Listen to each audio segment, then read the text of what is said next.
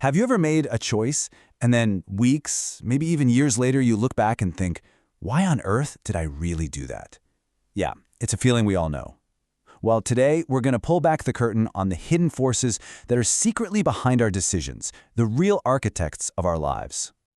Think about something really simple, like why you chose that restaurant last week.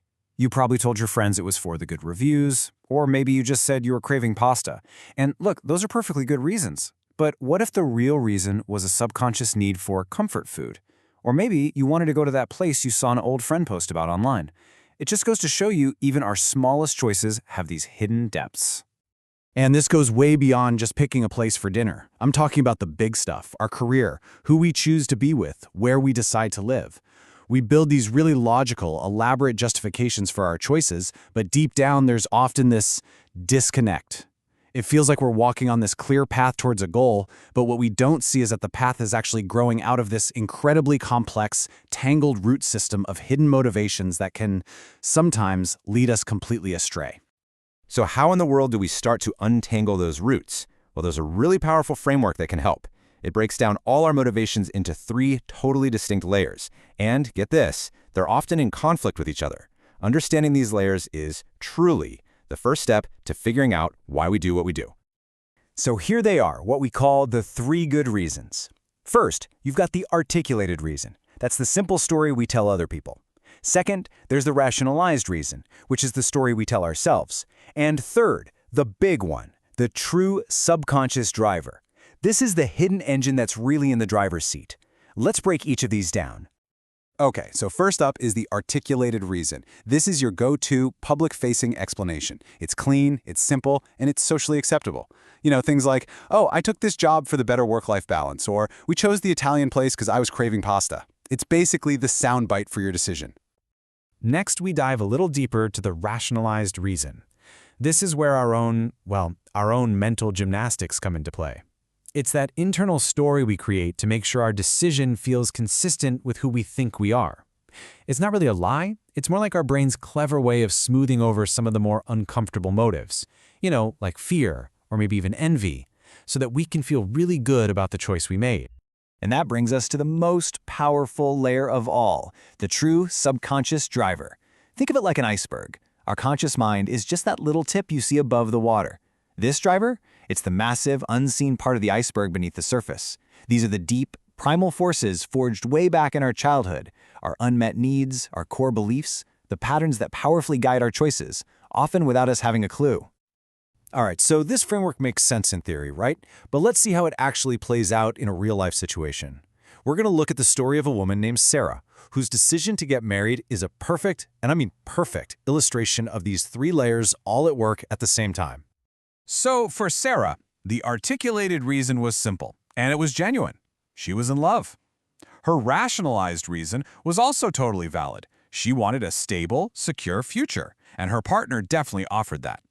So on the surface, these 2 reasons paint a really complete picture of a sound, happy decision. Case closed, right? Well, not quite. Here's the twist. The true subconscious driver, the part of the iceberg under the water, was an unresolved, lifelong competitive rivalry with her older sister. See, since she was a kid, Sarah had felt this deep need to win in her family's eyes.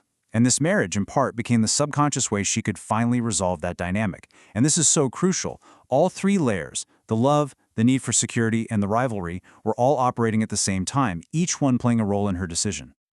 And look, these drivers don't just pop up out of nowhere. They are forged in the fire of our earliest years. Our primal need for safety, that deep yearning to belong, our need for acceptance, and of course, all those complicated dynamics with our parents and siblings. These experiences create the deep-seated patterns that can end up shaping our most important decisions decades down the road.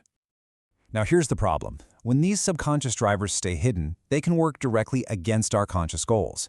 And this is exactly where we start to see these frustrating patterns of self-sabotage, where we, without even realizing it, undermine our own success and happiness. Let me give you a professional example. Let's say your conscious goal is to launch a brand new project at work. You're excited about it, but your subconscious driver, a deep-seated fear of your work not being seen as perfect, causes you to get completely paralyzed by perfectionism. You just tweak and refine and edit endlessly, never actually finishing. Your driver is literally sabotaging your goal. Or how about in relationships? Your conscious goal is to find a deep, loving connection. But a subconscious driver, say a fear of intimacy that's rooted in some kind of past abandonment, causes you to push partners away just as you're getting close. You might create conflict, you avoid being vulnerable, all to ensure you never get too close, which is the very thing you consciously want more than anything. So if these drivers are so hidden and so powerful, are we just stuck with them? Are we just doomed to repeat these patterns forever? Absolutely not. There is a path forward, and believe it or not, it begins with a really simple but incredibly profound first step. The way forward isn't some complex 10-step program. It really starts with just one thing: conscious introspection. And all that means is turning your attention inward, not with judgment, not with criticism, but with genuine curiosity, and just starting to gently question the why behind your most frustrating, recurring patterns.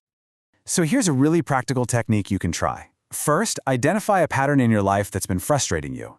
Then, just ask yourself, why am I doing this? And after you answer, ask, why again? And then a third time.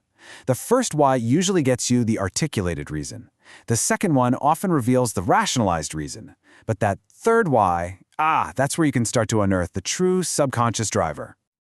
So why does any of this matter? Because when we unearth these hidden drivers, we take back control. We stop being puppets of our past programming. We gain the power to consciously align our actions with what we truly want, moving from a life that just sort of happens to us to one that is consciously and authentically designed by us. So as we wrap up, I just want to leave you with this one question to think about. As you face your next big choice, whether it's tomorrow or next year, take a moment to look past the easy answers. What hidden engine might really be steering you? Because uncovering that, well, it might just change everything.